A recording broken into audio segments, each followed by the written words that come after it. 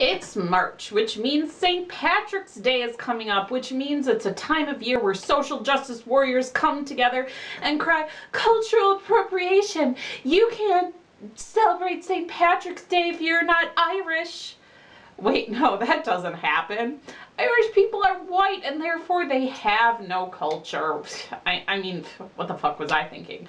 And it's not like Irish people know anything about oppression and discrimination and, you know, being murdered based on their ethnic identity. History has just been so kind to the Irish people overall. I mean, their white privilege has just made things easy peasy for them every step of the way. That's totally how it works, social justice warriors, right?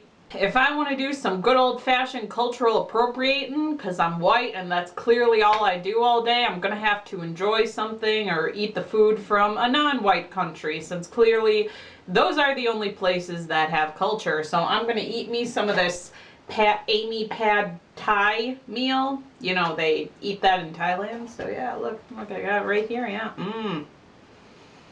Oh yeah.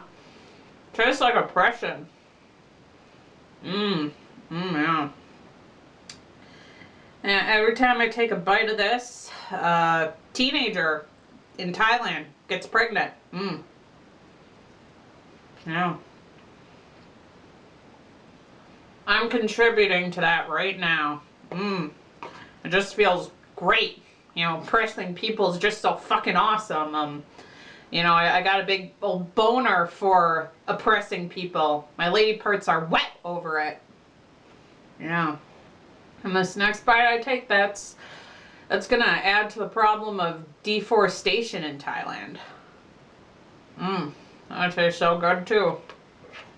It's great. Yeah. And if I bend down, take a drink of my iced tea right here, you know, because tea as a plant was originally domesticated in the place that we now know as China. So it's Chinese. I guess if I take a drink of this, I'm doing some more cultural appropriating. Oh yeah, that's good. Yeah. Every time I take a drink of this, female fetus gets aborted in China. Yeah. Yeah. Tastes like abortion. It's so good. Yeah, no, I actually think cultural appropriation is a thing, but whenever regressive leftists use the term, I just think of the quote from The Princess Bride where I say to myself, you keep using that word, it does not mean what you think it means. I learned about cultural appropriation in an anthropology class, you know, because I'm trying to become an anthropologist. And I wasn't taught by Marxists during any point in my academic career, thank God. Cultural appropriation, how it was explained to me essentially, is where something from culture B, let's say culture A is the other culture that they're, you know, they see something in culture B, they think it's good, and people in culture A want to do it too. For the thing over there to be appropriated by culture A, that means that in culture B it has to be a sacred, special thing. It can't just be a mundane, everyday thing. So most clothes and food and hair and language, you know, that's just shit anybody uses every single day of their life. You know, medicine, exercise practices, you know, mundane. Nobody in any of the places, the culture B places, has to earn the right to do any of those things, you know, play their instruments, whatever. But there are things in some B cultures that are sacred, like war bonnets. In certain Native American First Nations peoples wear war bonnets. I think that it's wrong to wear those as a fashion accessory, because in those Native American cultures, the war bonnet is not worn just because it looks cool. It is something that's earned. You have to earn the right to wear it. And I think how it was explained to me in when I was taught about cultural appropriation would be like people wearing purple hearts as accessories. You know, the badge of honor that you get, or that some dead people have received the honor too. Like, if a dead person does something, did something in the army that was extraordinarily brave, and then they died because of that bravery, you know, posthumously, they will be rewarded a Purple Heart. I mean, live people get Purple Hearts too. So yeah, like, if you were in the army and you have a Purple Heart, you earned that Purple Heart. Like, that's not just a cool thing for you to wear. So it would be wrong for people in, I don't know, China, to just wear Purple Hearts like fashion accessories. And I believe that that's how it was explained to me. So, you know, stuff like that. But what's sort of weird to me in the logic of regressive leftists is that they're like, oh, well, if white people wear a sari or wear a kimono, you know, like, that's taking something from Japanese people or Indian people, because everybody will think like that they're doing this new cool thing. And what's weird to me, it's like, what person doesn't know that kimonos are Japanese, that saris are Indian, that salsa is Mexican, that tequila is Mexican, that vodka is Russian? Like, we live in a world where we are able to know the origin of pretty much everything. You know, Japan, anime is from Japan, and we can know where anything comes from.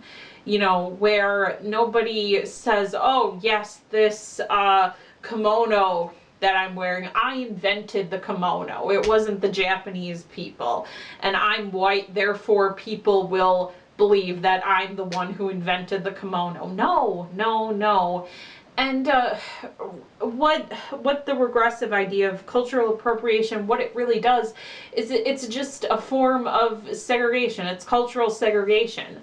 And it's so stupid to me, this idea that like, the inherent, I don't know, I'm German. Most of my cultural background is German. Like, my inherent Germanness means that I love beer and I drink beer, where actually I can't drink beer because it upsets my stomach, but it's like, I'm German, so of course I love to drink beer. And so, you know, it's stereotypical even. And as long as there have been cultures that have existed where tribes of people have been able to separate themselves, and you say, like, tribe X over here is a different thing, different people than tribe Y, they live like 30 miles down the river from the other one, and there are significant cultural differences between the two, to say that that culture is different, or that tribe is different than that tribe. Like, when that was the reality of humans, like, even then, those people were trading clothes and technology and religion, you know, religious ideas between, back and forth to one another. Like, there has never been a time in human history ever where there has been, like, this little isolated tribe that never interacted with any other cultures ever. Like, that just doesn't exist. You know, how human history has gone, we have always interacted and taken ideas, items, dance practices, martial arts practices, whatever, from other cultures. We pick and choose the shit that we like from one another all of the time, and it's been that way through human history. So again, you know, it's a very old idea that the regressives have, which is that you know, if you are this one culture, you have to stay in your box. You know, you are not allowed to go outside your box, because the arbitrary things like about you automatically define who you are. I was born white, therefore I'm this way. This person was born black, therefore they're that way.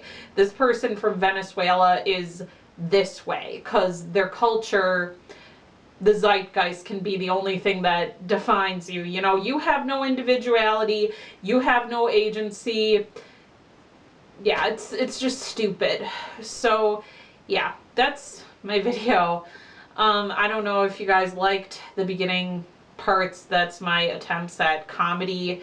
If you think they're good, if you think that they're funny. So yeah, that's basically my video. Cultural appropriation is a thing. It's just the social justice warriors don't know what cultural appropriation is. It's almost like they appropriated the term from social scientists. Eh? Sayonara, auf Wiedersehen.